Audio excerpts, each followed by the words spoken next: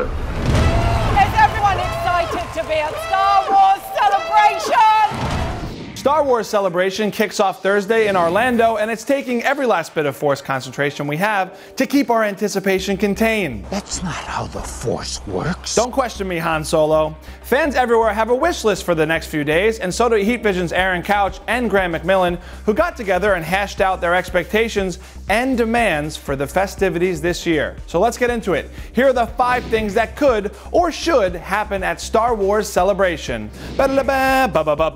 First up, I'll riot, you'll riot, we'll all riot if there's no trailer for the Force Awakens sequel, The Last Jedi, written and directed by Rian Johnson. This is all but guaranteed to drop Friday morning during the Last Jedi panel, which features Johnson, plus executive producer and Lucasfilm president Kathleen Kennedy. And it's about time, as Couch points out.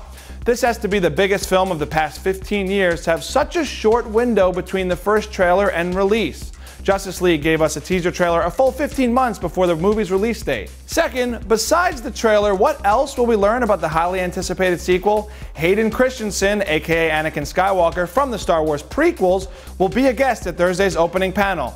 Could he be? Should he be returning in The Last Jedi as a Force ghost? The controversial opinion was laid out by Chris Hartwell in a video essay earlier this year, but Graeme McMillan is laying down conditions. I'll only accept Christensen's return if Anakin's ghost just complains about sand all the time, says McMillan.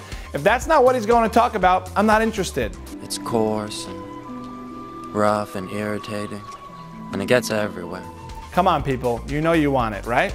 Next up, is it too early for new Star Wars movie announcements? According to Couch, there's quite a mystery as to what happens after 2019's Episode 9. I don't expect we'll get clarity on if there's a 4th trilogy, but saga films aside, there's always a chance we could hear more about upcoming Star Wars stories, a Boba Fett Bounty Hunters announcement, or a Ewan McGregor return in an Obi-Wan movie. Many fans are clamoring for it, and we've been primed already thanks to this great fan video from filmmaker Rich Williamson. Lucasfilm, stretch out with your feelings. Make this movie.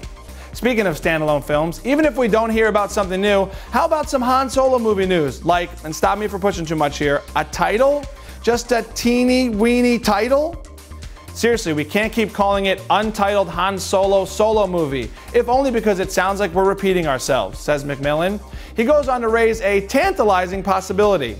Spoiler, I may also be excited at the very prospect of seeing Donald Glover, who plays young Lando Calrissian, on stage driving the fans wild.